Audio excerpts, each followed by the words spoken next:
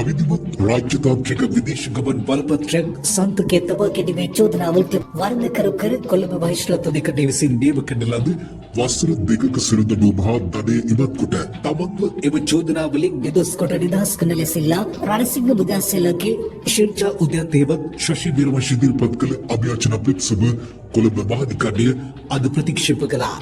තීන්දුව ප්‍රකාශයට පත් කරමින් කොළඹ මහාධිකරණය විසිරු මංජුල තිලකරත්න ස්නාන් කළේ අභියාචක විත්තිකාරයට රැහිව කොළඹ මහේස්ත්‍රාත් අධිකරණයේ තිබූ තීන්දුව ස්ථිර කරන බවයි. 2022 වසරේ දුන් තීන්දුව අසත්‍ය තොරතුරු ඉදිරිපත් කර අවිධිමත් රාජ්‍යතාන්ත්‍රික විදේශ ගමන් බලපත්‍රයක් ලබා ගැනීමේ චෝදනාවට වර්ධකරු කෙරුණු ශශි විරමශට 2022 වසරේ මේ මාස 27 වෙනිදා කොළඹ මහේස්ත්‍රාත් අධිකරණය විසින් බරපතල වැඩ සහිත වසර දෙකක සිරදඩුවක් සහ රුපියල් ලක්ෂයක දඩයක් නියම කර තිබුණා.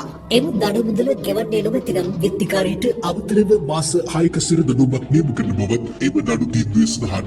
එම සිරදඩුවෙන් සහ දඩ වලින් තමන්ව නිදොස් කොට නිදහස් කරන ලෙසිල්ලා ශශි විරමශ මහත්මිය විසින් මෙම අභියාචන පිටසම කොළඹ මහාධිකරණය වෙත ඉදිරිපත් කර තිබුණා. එම අභියාචනයේ දීර්ඝ ලෙස විභාග කිරීමෙන් අනතුරුව තීන්දුව ප්‍රකාශයට පත් කළ කොළඹ මහාධිකරණය විනිසුරු මංජුල තිලකරත්න මහතා මෙසේ සඳහන් කළා. විත්තිකාරිය 1967 වසරේ පෙබරවාරි මාස 1 වෙනිදා ඉපදුණු බව සඳහන් කරමින් 67.53.20.23 වීදරන අංකයටදී ජාතික හැදුරු පොතක් ලබාගෙන තිබෙනවා. ඉන්පසු 1971 වසරේ පෙබරවාරි මාස 3 වෙනිදා ඉපදුණු බව සඳහන් කරමින් විදේශ ගමන් බලපත්‍රයක් ලබාගෙන තිබෙනවා.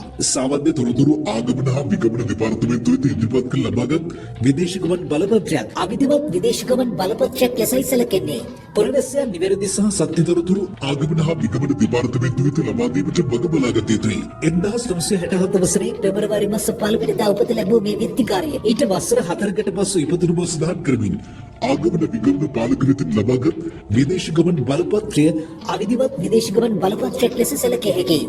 එසේ අවිධිමත් විදේශ ගමන් බලපත්‍රයක් සන්තකයේ තබා ගැනීමට යමෙක්ට කිසිදු නීතිමය හිමිකමක් නැහැ. විත්තිකාරය මේ අවිධිමත් විදේශ ගමන් බලපත්‍රය උපයෝගී කරගෙන අවස්ථා කිහිපයකදී විදේශගත වී තිබෙනවා. ඒ තුලින් එම අවිධිමත් විදේශ ගමන් බලපත්‍රය විත්තිකාරය සන්තකයේ තිබූ බව පැහැදිලියි. අදාළ විදේශ ගමන් බලපත්‍රයේ අක්ෂරවල ගැටලුවක් තිබූ බව විත්තිකාරය සිය විත්තිවාචකය තුලින් සඳහන් කර තිබුණා.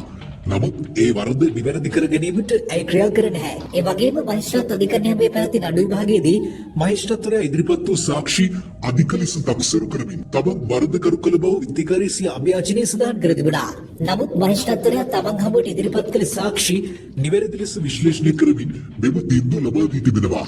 එසේ සඳහන් කළ මහාධිකරණ විනිසුරුවරයා අභියාචක විත්තිකාරිය අදාළ චෝදනාවලට වර්ධකරු කරමින් 2022 වසරේ මේ මාස 27 වෙනිදා කොළඹ මහේස්ත්‍රාත් අධිකරණය විසින් විත්තිකාරයට එරෙහිව ලබා දුන් තීන්දුව තහවුරු කරන බවටත් එය අනුව විත්තිකාරය ඉදිරිපත් කළ අභියාචන පිටසම නිෂ්ප්‍රභ කරන බවට නියෝග කළා.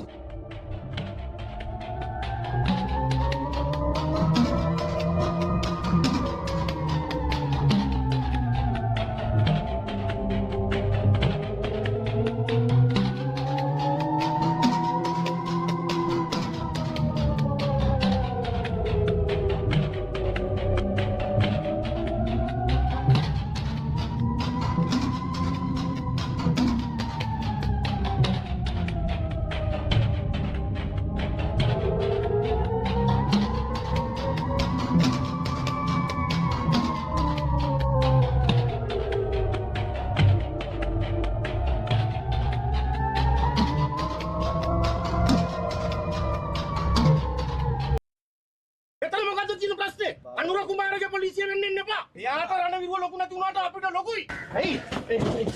නෑ.